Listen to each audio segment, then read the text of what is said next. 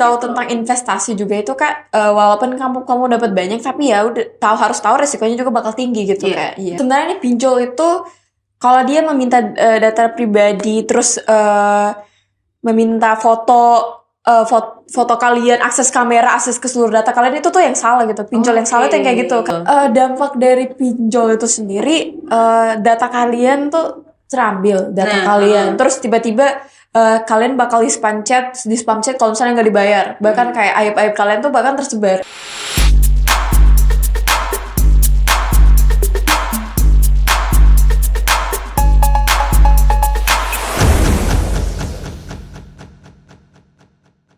Assalamualaikum warahmatullahi wabarakatuh dan selamat malam Sobat Podcast Bisa Jadi. Berjumpa lagi bersama saya Acing dalam podcast Bisa Jadi. Bisa dong. Luar biasa, semangat sekali kita hari ini pastinya.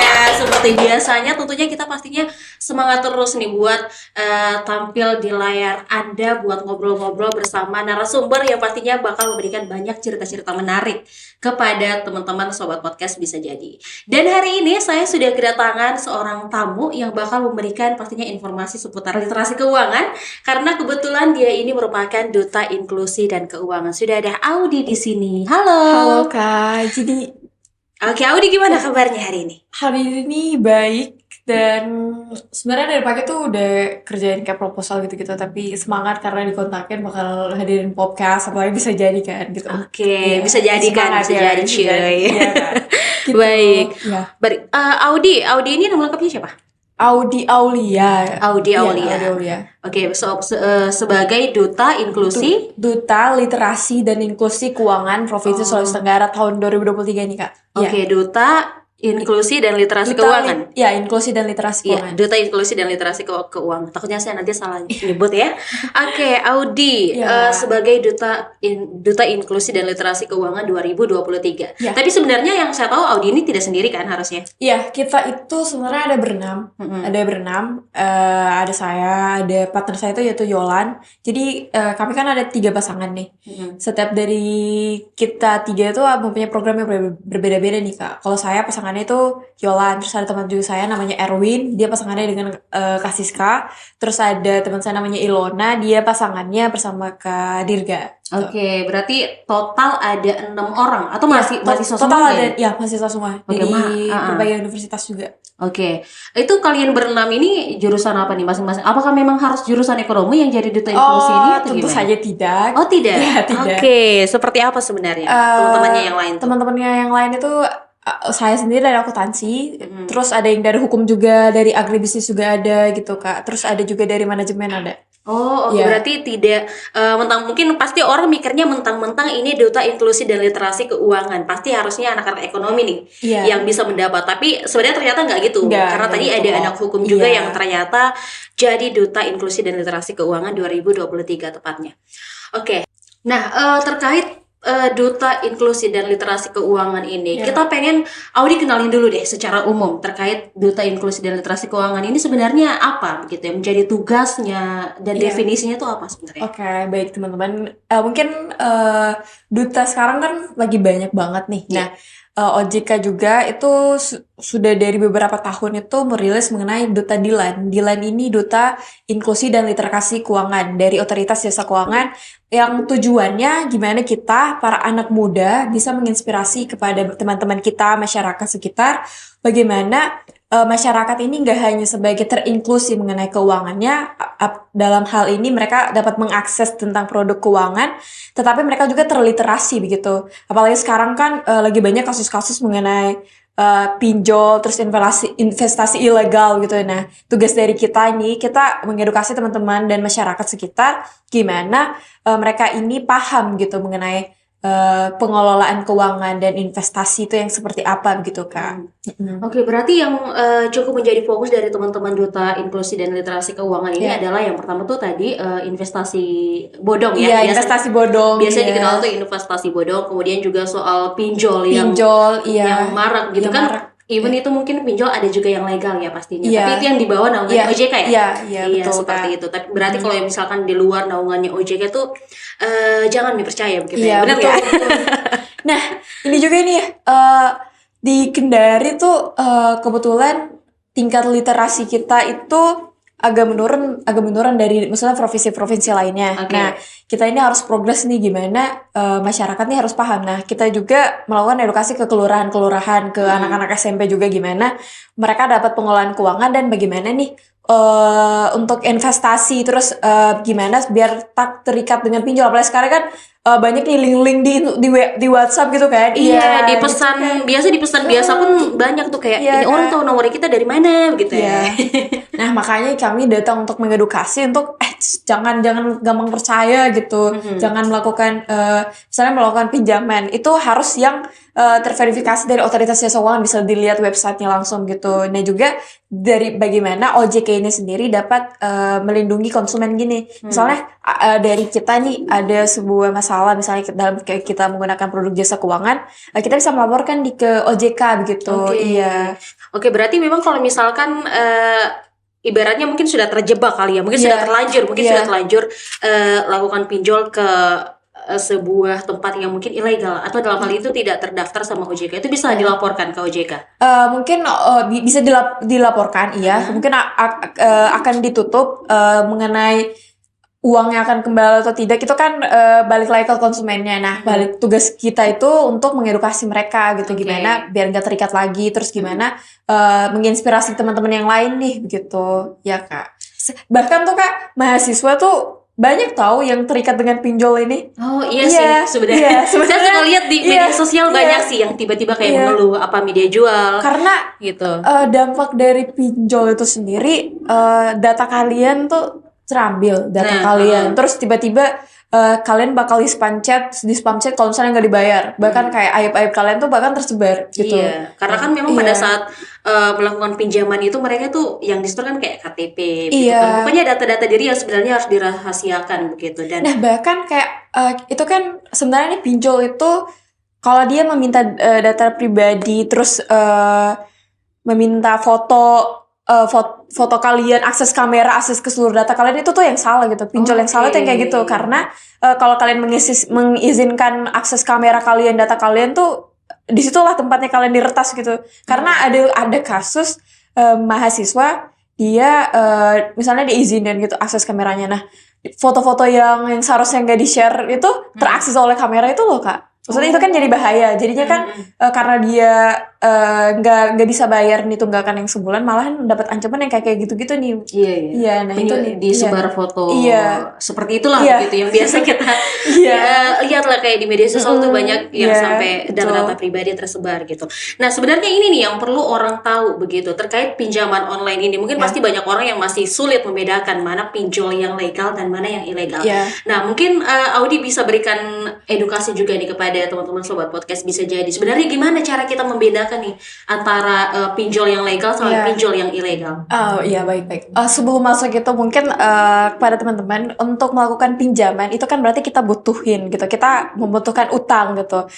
Tapi sebelum kita memutuskan untuk mengambil utang tersebut, kita harus mikirin dulu nih apakah dia sudah masuk ilegal atau non ilegal gitu. Nah, untuk mencari yang ilegal itu bisa langsung misalnya Bapak dan Ibu sekalian atau teman-teman sekalian itu bisa mengambil misalnya pinjaman ke bank dulu. Maksudnya itu kan yang kita udah tahu nih berapa persen bunganya dan berapa persen dan lain-lain gitu persyaratannya. Nah, untuk yang secara online sekarang bisa cek langsung ke OJK gitu, terverifikasi misalnya OJK. Misalnya kita mau cobain misalnya di suatu aplikasi gitu. Di aplikasi ini apakah dia sudah terverifikasi dengan OJK, terus misalnya udah ada logonya OJK nih. Cek kembali lagi ke websitenya gitu Kak. Terus juga kalau misalnya apalagi yang sekarang nih Telegram kan. Nah, Telegram tuh harus diwaspadai gitu. Jangan apalagi yang menawarkan secara pribadi itu harus nggak boleh diikutin gitu. Terus juga info juga nih Kak untuk teman-teman yang melakukan pinjaman online, nama kalian itu udah ada daftar list gitu. Oh, dia nih sebagai peminjam online gitu. Nah, daftar nama kalian itu bakal ada di OJK gitu Kak. Nah, bahkan baik secara online maupun di perbankan itu di website itu kalian sudah akan terdaftar gitu. Oh, dia ini sebagai peminjam gitu. Nah, kalau misalnya kalian nggak harus tahu juga nih resikonya kalau misalnya terlambat bayar tuh kayak gimana. Nah, kalau terlambat bayar itu nama kalian tuh bakal ada list merahnya juga. Oh, dia ini tertunggak selama 3 bulan gitu. Nah, kalau kalian mau akses lagi pinjaman itu nggak akan bisa gitu. Bahkan kalian mau cobain kayak di pun Mm-mm. sebut merek dong. Oh iya. Oh iya. Nanti kita tit aja gitu. Jadi kalau misalnya Oke. lakuin pinjaman ke sana pun juga yang letter itu nggak bakal bisa lagi gitu. Oke. Kalau Iya. kalau untuk itu berlaku buat yang legal atau ilegal? Untuk tercatatnya itu apa semuanya gitu?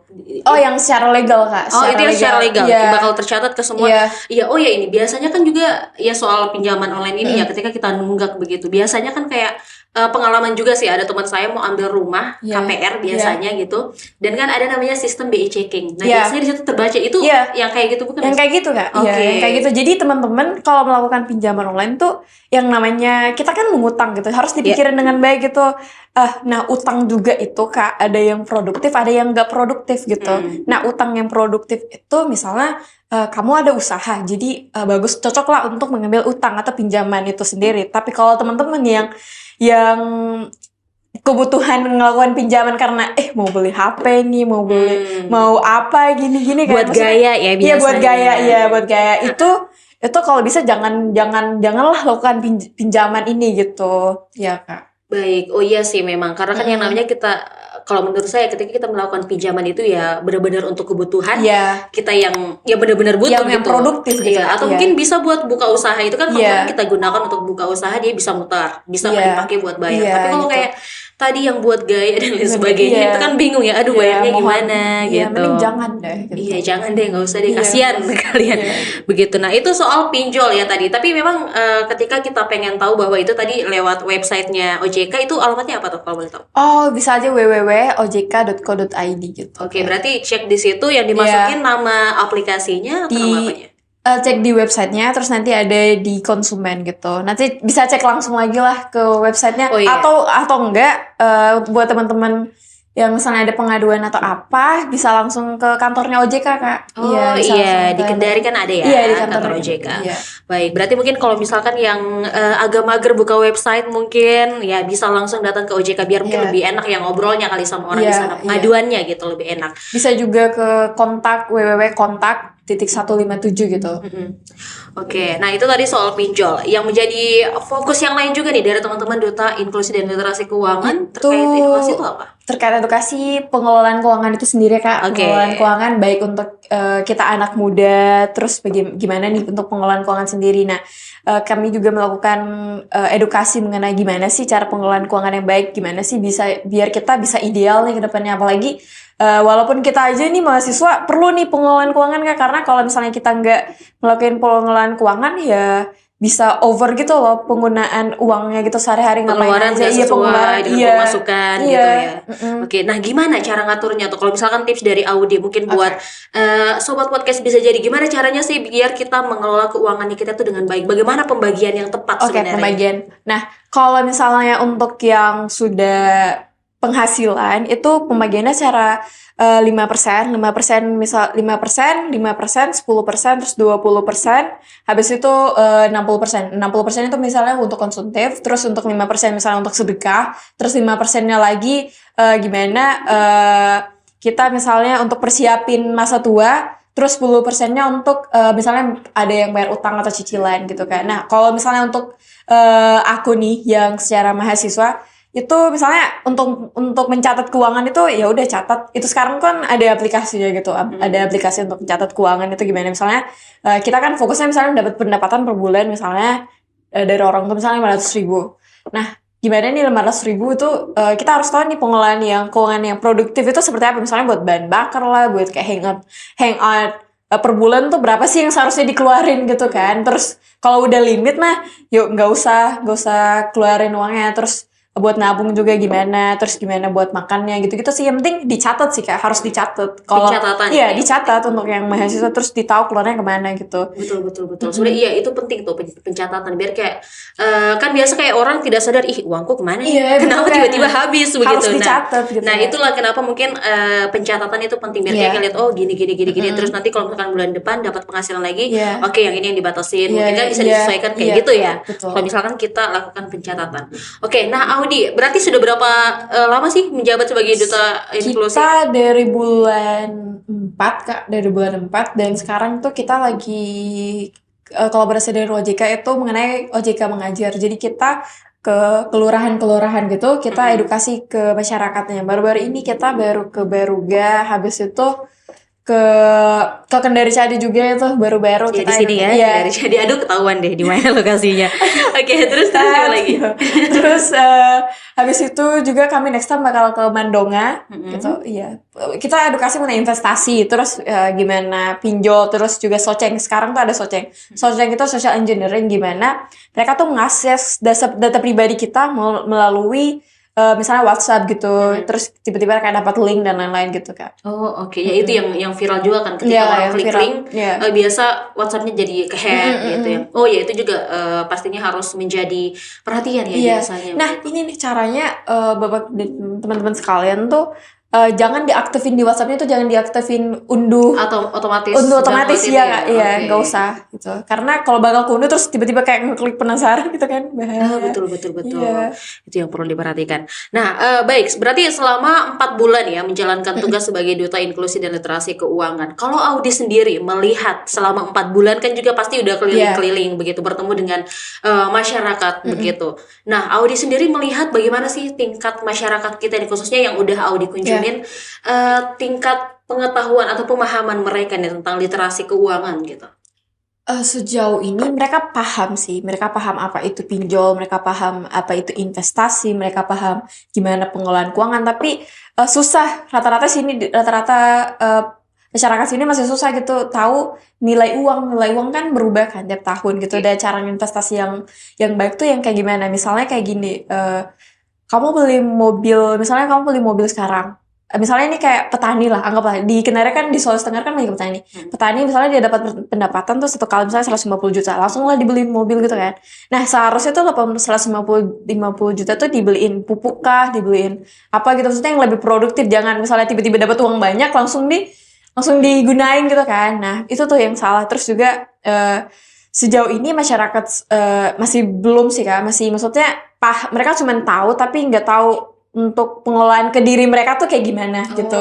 Ya action menerapkan ya, cara mereka nerapinnya tuh masih kurang. Dan juga ada juga beberapa kasus mereka terjebak dalam asuransi gitu loh. Ada salah satu warga dia udah pernah ikutin asuransi untuk anaknya. Nah sekarang tuh nggak cair-cair gitu. Ya kan kesian gitu.